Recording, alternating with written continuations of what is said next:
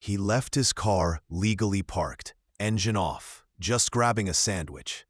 Minutes later, a white cop had it hooked to a tow truck, claiming it didn't look like it belonged. What he didn't know, the calm black man watching wasn't just the owner. He owned the dealership and the cruiser that officer drove. The sun hung low over Houston's Westwood district as Elijah Cross, 35, pulled his obsidian black Tundra RS convertible into a curbside spot outside Crawford's Deli, a place he'd loved since grad school. No valet, no flash, just a quiet sandwich after 3 weeks of high-stakes auto franchise deals. The sleek car purred to a stop, windows up, engine off. Elijah stepped out wearing a gray polo, clean jeans, and confidence that didn't need to speak. He locked the door, nodded politely to a white police officer leaning against a cruiser nearby, and headed inside. The officer didn't nod back. Inside, Elijah greeted the deli staff, ordered a turkey avocado melt, and scrolled through emails on his phone. 10 minutes passed, just long enough. When he stepped back outside, sandwich in hand, the sight stopped him cold. His car, his newest showroom model, was already hitched to a tow truck. Elijah approached calmly. "Excuse me, what's happening?" The same white officer turned slowly, arms folded. "This your vehicle?" "It is." "Registration?"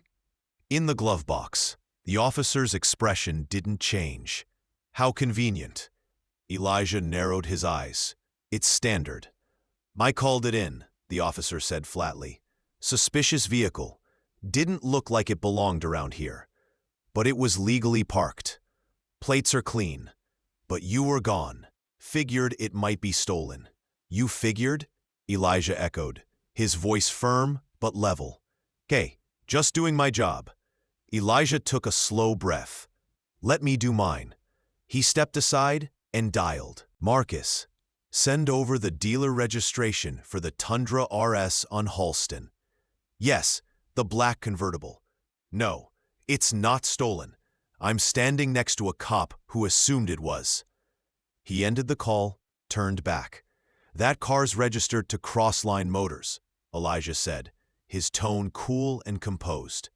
"I'm Elijah Cross, founder and CEO."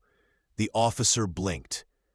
"That includes the showroom 2 blocks from here, the one your department gets its cruisers from." Now the tow truck driver looked uneasy. "Sir, I was just dispatched." "No worries," Elijah said, offering a nod. "You're just doing your job. The issue is why you were called." A crowd had started to gather. Bystanders pulled out phones. Elijah didn't raise his voice. He raised the facts. "I parked legally, stepped away for a sandwich, and now I have to prove I belong in something I paid for, in full, because I didn't look like your average owner." A woman in the crowd muttered, "Every time." Elijah turned to the officer. "Would you like to call my attorney now or after this hits the press?" The officer cleared his throat, stepping back. "We're good here."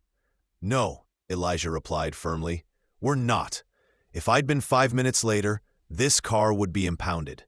I'd pay a fee, file paperwork, and you'd never apologize. But worse, it would happen next week to someone else who doesn't have my resources." The tow truck slowly lowered the car. Later that day, Crossline Motors released dashcam footage from inside the vehicle, crystal clear audio of the entire exchange. The video went viral. Black CEO gets car towed by cop, owns the dealership that sold his cruiser. But Elijah didn't gloat. He didn't retaliate. At his next executive meeting, he added a new policy across all 7 dealerships. Mandatory bias response training for every consultant, porter, and manager. Because power isn't about revenge, it's about response. And sometimes, power looks like a sandwich in one hand and undeniable ownership in the other. If you believe ownership shouldn't have to be proven on the sidewalk, speak up. Like the video, drop a comment below, and subscribe for more stories where truth speaks louder than assumptions.